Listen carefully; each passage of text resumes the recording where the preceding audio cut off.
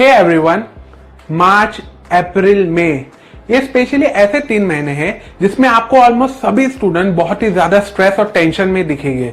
No matter आप एक 10th के स्टूडेंट हो या 12th के, नो मैटर आप साइंस के स्टूडेंट हो, कॉमर्स के स्टूडेंट हो या आर्ट्स के स्टूडेंट हो, एंड नो मैटर आप एक मेडिकल स्टूडेंट हो, इंजीनियरिंग स्टूडेंट हो या किसी भी फील्ड के स्टूडेंट हो। इन स्पेशली 3 महीने में आपको हर स्टूडेंट बहुत ही ज्यादा स्ट्रेस और टेंशन में दिखेगा, सिर्फ और सिर्फ एक रीजन की वजह से, और वो रीजन है फाइनल एग्जाम। ये 3 महीने में ज्यादातर स्टूडेंट का फाइनल एग्जाम शुरू हो जाता है या होने वाला होता है, एंड स्पेशली कोरोना की वजह से ज्यादातर स्टूडेंट इस बार बहुत ही ज्यादा स्ट्रेस और टेंशन में है, क्योंकि आप कितना भी ट्राई कर लो, ऑनलाइन लेक्चर के थ्रू ना ही टीचर कोई भी कॉन्सेप्ट को अच्छे से समझा पाता है, ना ही स्टूडेंट किसी भी कॉन्सेप्ट को अच्छे से समझ पाते हैं जितना अच्छे से वो रेगुलर लेक्चर्स को अटेंड करके समझते हैं। और यही रीजन की वजह से स्टूडेंट के ऊपर इस बार स्ट्रेस और टेंशन ज्यादा है, क्योंकि उन्हें समझ में ही नहीं आ रहा है कि फाइनल एग्जाम के लिए पढ़ाई कैसे करें। और स्टडीज के ऊपर मैंने अपने चैनल पे बहुत से वीडियोस बना चुका हूँ जो आई एम श्योर आपके लिए बहुत ही ज्यादा यूजफुल है, क्योंकि उन टिप्स की हेल्प से आपको फॉर श्योर बहुत हेल्प मिलेगी।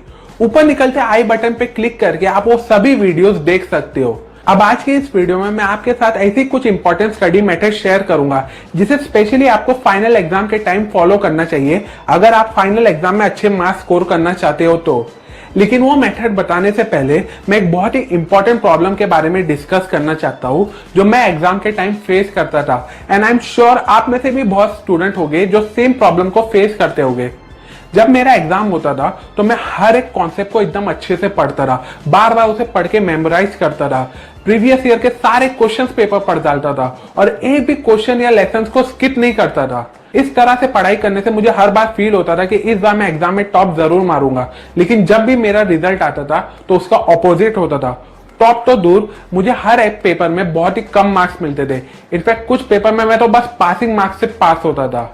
और फिर इतनी मेहनत करने के बाद भी इतना खराब रिजल्ट मिलने की वजह से मैं बहुत ही ज्यादा टूट जाता था। लेकिन फिर मैंने एक नए स्टडी मेथड को फॉलो करना शुरू किया।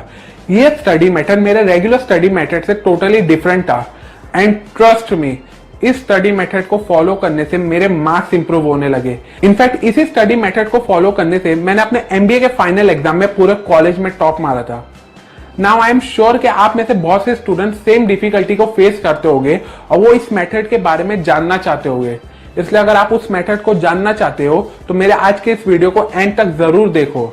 साथ ही साथ इस वीडियो में मैं आपको ये भी बताऊंगा कि आपको कब पढ़ना चाहिए, कितनी देर पढ़ना चाहिए और कहां पढ़ना चाहिए। और साथ ही साथ इस वीडियो के एंड में मैं स्पेशली उन स्टूडेंट के लिए एक बहुत ही यूजफुल टिप शेयर करूंगा जो हर बार अपने स्टडी शेड्यूल और अपने स्टडी वर्क को प्रोक्रेस्टिनेट करते रहते हैं। लेकिन ये सभी इंपॉर्टेंट चीजें बताने से पहले मैं आपसे एक छोटी सी रिक्वेस्ट करना चाहता हूं। अगर आपने अभी तक मेरे चैनल को सब्सक्राइब नहीं किए हो तो जरूर करें और उस बेल आइकॉन पे भी क्लिक करें, सो दैट आप हर वीकेंड बहुत ही कम टाइम में ऐसी यूजफुल बुक की नॉलेज को सीख के अपनी लाइफ में इंप्लीमेंट करके अपनी लाइफ को और भी ज्यादा बेटर बना सको। So now let's begin with the first tip. Number 1, active and passive recall method. Normally ज्यादातर स्टूडेंट पढ़ाई करते हुए खुद को अलग अलग स्टडी मटेरियल के थ्रू एक्सपोज करते रहते हैं। मतलब वो पढ़ाई करते हुए या तो 1-2 नोट्स को बार बार मन में पढ़ते रहते हैं, या तो उस नोट्स के कुछ इंपॉर्टेंट पॉइंट्स और कीवर्ड्स को हाईलाइट्स करते रहते हैं, या कुछ नहीं तो इजी रिवीजन के लिए हर बार खुद की नोट्स प्रिपेयर करते हैं। वेल, ये स्टडी मेथड सही तो है, लेकिन उतना ज्यादा इफेक्टिव और एफिशिएंट नहीं है, और इस टाइप के स्टडी मेथड को ऑथर पैसिव रिकॉल मेथड कहते हैं। इसलिए अगर आप एग्जाम के लिए इफेक्टिवली और एफिशिएंटली पढ़ाई करना चाहते हो तो आपको पैसिव की जगह एक्टिव रिकॉल मेथड को फॉलो करना होगा। अब ये एक्टिव रिकॉल मेथड एक्चुअली में है क्या? वेल, इस मेथड को अप्लाई करने के लिए आपको बेसिकली 3 चीजों को स्ट्रिक्टली फॉलो करना होगा। पहला, मन में पढ़ने की जगह आपको पढ़ाई करते वक्त जोर जोर से पढ़ना होगा, स्पेशली कुछ इस वे में पढ़ना होगा कि आप किसी को वो कॉन्सेप्ट एक्सप्लेन कर रहे हो। दूसरा, सिर्फ की वर्ड्स और इंपॉर्टेंट पॉइंट पढ़ने की जगह आपको पूरा पैराग्राफ पढ़ना होगा, सो दैट वो पूरा कॉन्सेप्ट आपके माइंड में एकदम अच्छे से स्टोर हो जाए। और तीसरा, इस मेथड को फॉलो करते वक्त आपकी सारी बुक्स और नोट्स बंद होना चाहिए और आपको अपनी मेमोरी की हेल्प से सारे कॉन्सेप्ट को रिवाइज करना होगा। इस एक्टिव रिकॉल मेथड को फॉलो करते वक्त जिस जिस कॉन्सेप्ट को आप इन 3 स्टेप की हेल्प से इजीली रिवाइज कर लोगे, उन सारे स्टेप के आगे आपको ग्रीन टिक करना होगा। और जिन कॉन्सेप्ट को आप फॉलो नहीं कर सकोगे, जिन कॉन्सेप्ट में आपकी गाड़ी अटकने लगेगी, उसे आपको वापस से डेप्थ में पढ़ना होगा, वापस से उस कॉन्सेप्ट को अच्छे से समझना होगा और फिर इसी 3 स्टेप को फॉलो करके आपको वो कॉन्सेप्ट को वापस से रिवाइज करना होगा। अब ऑथर कहते हैं कि एक्टिव रिकॉल मेथड इफेक्टिव और एफिशिएंट इसलिए है क्योंकि इसे फॉलो करने से आपको 3 बेनिफिट मिलता है। पहला बेनिफिट ये है कि जब आप इस मेथड को फॉलो करते हो तो कॉन्सेप्ट को समझने के लिए, उसे अच्छे से स्टोर करने के लिए आपका ब्रेन हर वक्त एक्टिव रहता है। दूसरा बेनिफिट ये है कि इस मेथड को फॉलो करते वक्त आप बिना बुक्स खोले, बिना कोई नोट्स को ओपन किए सारी कॉन्सेप्ट को मेमोराइज करने के लिए अपने ब्रेन को एक्टिवली रीजनरेट करते रहते हो। और तीसरा बेनिफिट ये है कि जब आप जोर जोर से पढ़ते हो कोई कॉन्सेप्ट को समझने के लिए, तो वो कॉन्सेप्ट और भी अच्छे से आपके माइंड में सेव हो जाता है, वो भी बिना कोई बुक्स और नोट्स को ओपन किए बगैर। यही रीजन है कि जब आप कोई कॉन्सेप्ट को एक्टिव रिकॉल मेथड से याद करते हो तो वो कॉन्सेप्ट आपको ज्यादा टाइम तक याद रहता है compare to passive recall method. और जब आप इस एक्टिव रिकॉल मेथड को फॉलो करते हो तो हो सकता है आपको बहुत ही ज्यादा थकान महसूस हो, जो कि एक्चुअली में अच्छी बात है क्योंकि इट इंडिकेट्स कि आपका ब्रेन काम कर रहा है। इसलिए जब आप अपने एक्टिव रिकॉल मेथड के 1 घंटे के सेशन को कंप्लीट कर लो तो 15 से 20 मिनट का छोटा सा ब्रेक जरूर लो, सो दैट उस ब्रेक में आप अपने ब्रेन को रिलैक्स करके उसकी एनर्जी को वापस से रीजनरेट कर सको अगले सेशन के लिए। Number 2, when, where and how much to study. Exam के टाइम पे स्टूडेंट के माइंड में बहुत सा कंफ्यूजन रहता है जो कॉन्सेप्ट रिलेटेड तो नहीं रहता है, लेकिन इस कंफ्यूजन की वजह से उनके स्टडी सेशन पे बहुत ही ज्यादा इंपैक्ट पड़ता है। पहला कंफ्यूजन तो ये रहता है कि कब पढ़ना चाहिए, मतलब मॉर्निंग में पढ़ना चाहिए, इवनिंग में पढ़ना चाहिए या नाइट स्टडी करना चाहिए। इस कंफ्यूजन को दूर करते हुए ऑथर कहते हैं कि आपको हमेशा मॉर्निंग में पढ़ना चाहिए क्योंकि उस टाइम हमारा ब्रेन फ्रेश और 100% एक्टिव रहता है, जिसकी वजह से कोई भी कॉन्सेप्ट को इजीली मेमोराइज करके उसमें स्टोर करने के लिए हमें आसानी होती है।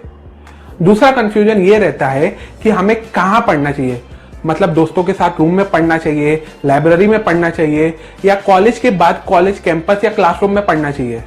सच तो ये है कि group study is actually waste of time, जिसमें आप कभी भी इफेक्टिवली नहीं पढ़ सकोगे।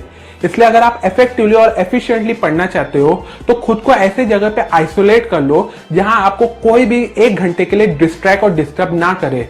और तीसरा जो सबसे कॉमन कंफ्यूजन स्टूडेंट को होता है वो ये है कि कितने देर पढ़ना चाहिए। इस कंफ्यूजन को दूर करते हुए ऑथर कहते हैं कि इफेक्टिवली और एफिशिएंटली पढ़ाई करने के लिए आपको कंटिन्यूअसली 50 मिनट्स पढ़ना चाहिए और उसके बाद 10 मिनट का ब्रेक लेना चाहिए अपने माइंड को रिलैक्स करके उसकी वापस से एनर्जी को रीजनरेट करने के लिए, सो दैट आप अगले सेशन के लिए खुद को और भी ज्यादा अच्छे से प्रिपेयर कर सको। Number 3, avoid procrastination. अब आपको पता है कि एग्जाम के लिए पढ़ाई करते वक्त आपको कौन सा मेथड फॉलो करना चाहिए, कब पढ़ना चाहिए, किधर पढ़ना चाहिए और कितने देर पढ़ना चाहिए। लेकिन फिर भी ऐसे बहुत से स्टूडेंट हो गए जिन्हें पता है कि नेक्स्ट मंथ या नेक्स्ट वीक से उनका एग्जाम है, लेकिन फिर भी वो अपने स्टडी सेशन को प्रोक्रेस्टिनेट मतलब कि टालते रहेंगे। अब इसके पीछे सिर्फ एक ही रीजन है और वो है हमारे ब्रेन में लैक ऑफ मोटिवेशनल केमिकल्स का होना। एग्जाम्पल, सपोज करो आप पढ़ने के लिए बैठते हो और डिसाइड करते हो कि आज के दिन आप फिजिक्स 1 का सब्जेक्ट कंप्लीट कर लोगे या आप 4 घंटे कंटिन्यूसली पढ़ाई करोगे। तो इस टाइप के थॉट्स की वजह से आपका ब्रेन लिटरली आप पे हंसने लगता है क्योंकि प्रैक्टिकली देखा जाए तो ये पॉसिबल नहीं है। लेकिन आप डिसाइड करते हो कि आप 1 घंटा पढ़ाई करोगे जिसमें आप फिजिक्स का इलेक्ट्रोमैग्नेटिक का कॉन्सेप्ट कंप्लीट कर लोगे, तो ये प्रैक्टिकली पॉसिबल है और इसी वजह से आपके ब्रेन में मोटिवेशनल केमिकल रिलीज होते हैं जो आपको पढ़ाई करने के लिए एंकरेज करते हैं और फिर इसी एंकरेजमेंट की वजह से आप बिना डिस्ट्रैक्ट और बिना डिस्टर्ब हुए उस कॉन्सेप्ट को इजीली 1 घंटे में कंप्लीट कर लेते हो। इसलिए अगर आप अपने पढ़ाई के सेशन को टालना नहीं चाहते हो, अपने स्टडी सेशन को प्रोक्रेस्टिनेट करना नहीं चाहते हो, तो आपको अपने ब्रेन में मोटिवेशनल केमिकल्स को रिलीज करवाना होगा, जिसके लिए आपको अपने स्टडी सेशन के लिए कुछ प्रैक्टिकल्स और चैलेंजिंग स्टडी गोल्स सेट करना होगा।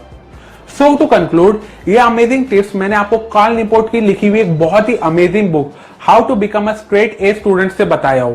ये बुक स्टूडेंट्स के लिए स्पेशली बहुत ही ज्यादा यूजफुल है, जो आपको एक बार तो जरूर पढ़ना चाहिए। डिस्क्रिप्शन में दी गई लिंक पे जाके आप ये बुक खरीद के पढ़ सकते हो। अभी के लिए अगर आपको इस वीडियो में बताई गई टिप यूजफुल लगी हो तो इस वीडियो को जरूर लाइक करो, कमेंट करके बताओ कि आप इसमें से कौन से स्टडी सेशन को फॉलो करते हो एंड स्पेशली ये तो जरूर बताओ कि आप कौन से मेथड को फॉलो करते हो, एक्टिव रिकॉल मेथड या पैसिव रिकॉल मेथड। सपोर्ट करें मेरे काम और मेरे चैनल को इस वीडियो को स्पेशली अपने फ्रेंड्स के साथ शेयर करके। सब्सक्राइब करें और उस बेल आइकॉन पे भी क्लिक करें सो दैट आप मेरे एक भी न्यू वीडियोस की नोटिफिकेशन को मिस ना करें। And finally, thanks for watching.